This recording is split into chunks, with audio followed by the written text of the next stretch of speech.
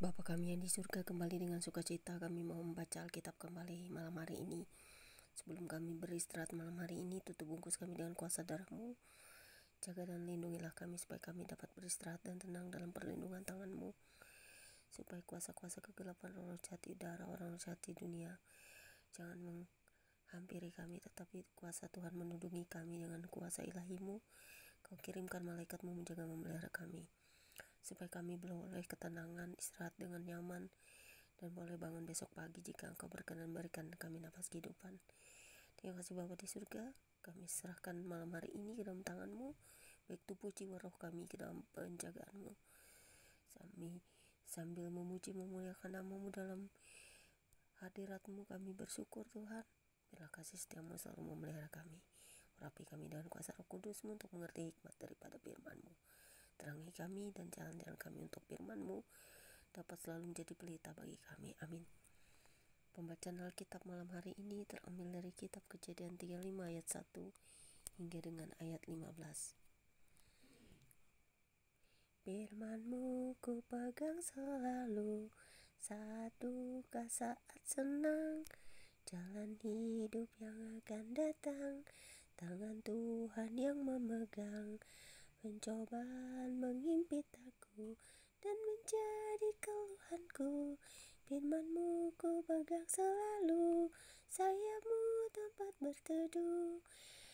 Kejadian 35 ayat 1 hingga dengan ayat yang ke 15 dengan perikop Yakub di Betel untuk kedua kalinya yang berbunyi demikian. Elohim berfirman kepada Yakub, bersiaplah, pergilah ke Betel, tinggallah di situ, dan buatlah di situ mezbah bagi Elohim yang telah menampakkan diri kepadamu ketika engkau lari dari Esau kakakmu. Lalu berkatalah Yakub kepada sisi rumahnya dan kepada semua orang yang bersama-sama dengan dia, jauhkanlah dewa-dewa asing yang ada di tengah-tengah kamu, tahirkanlah dirimu dan tukarlah pakaianmu. Marilah kita bersiap dan pergi ke Betel. Aku akan membuat mezbah di situ bagi Elohim yang telah menjawab aku pada masa kesesakanku dan telah menyertai aku di jalan yang bertumpu. Mereka menyerahkan kepada Yakub segala dewa asing yang dipunyai mereka dan anting-anting yang ada pada telinga mereka. Lalu Yakub menanamnya di bawah pohon besar yang dekat Sikem. Sesudah itu berangkatlah mereka, dan kedahsyatan yang dari Elohim meliputi kota-kota sekeliling mereka, sehingga anak-anak Yakub tidak dikejar.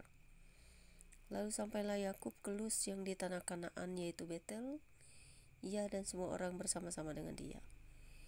Didirikannya lah mezbah di situ dan dinamainya lah tempat itu El Betel, karena Elohim telah menyatakan diri kepadanya di situ ketika ia lari terhadap kakaknya. Ketika Deborah, inang pengasuh Ribka, mati, dikuburkannya lah ia di sebelah hilir Betel di bawah pohon besar yang dinamai orang pohon besar penangisan. Setelah Yakub datang dari Padan Aram, maka Elohim menampakkan diri pula kepadanya dan berkati dia. Firman Elohim kepadanya, namamu Yakub, dari sekarang namamu bukan lagi Yakub, melainkan Israel, itulah yang akan menjadi namamu. Maka Elohim menamai dia Israel. Lalu firman Elohim kepadanya, akulah Elohim yang maha kuasa, beranak cuculah dan bertambah banyak. Satu bangsa bahkan sekumpulan bangsa-bangsa akan terjadi daripadamu, dan raja-raja akan berasal daripadamu. Dan negeri ini yang telah kuberikan kepada Abraham dan kepada Ishak akan kuberikan kepadamu dan juga kepada keturunanmu. Lalu naiklah Elohim meninggalkan Yakub dari tempat dia berfirman kepadanya. Kemudian Yakub mendirikan tugu di tempat itu, yakni tugu batu, yang mempersembahkan korban curahan dan menuangkan minyak di atasnya. Yakub menamai tempat di mana Elohim telah berfirman kepadanya Betel. Lihat saudara-saudara ayat yang 12, Kejadian 35 ayat 12 ya. Dan negeri ini yang telah kuberikan kepada Abraham dan kepada Ishak akan kuberikan kepadamu dan juga kepada keturunanmu. Jadi berbahagialah kita yang mengerti isi firman Tuhan serta memelihara dan menjaganya, merenungkannya supaya kita tahu bahwa Tuhan itu telah memberkati bangsa Israel sejak zaman purbakala. Terima kasih Bapa di surga, biarlah kasih setiamu selalu menyertai kami, memberkati kami, yang mengasihi dan memberkati bangsa Israel dan seluruh bangsa di dunia, agar tercipta perdamaian dan kasih dan cinta. Biarlah Tuhan menjaga memelihara orang-orang baik benar, orang-orang yang bersuka cita, memuji memuliakan nama Tuhan selalu, mengagungkan Engkau dalam hidup kami, dan mengasihi sesama kami manusia. Terima kasih Bapa, haleluya. Firman-Mu akan selalu menjadi pelita bagi kami, amin.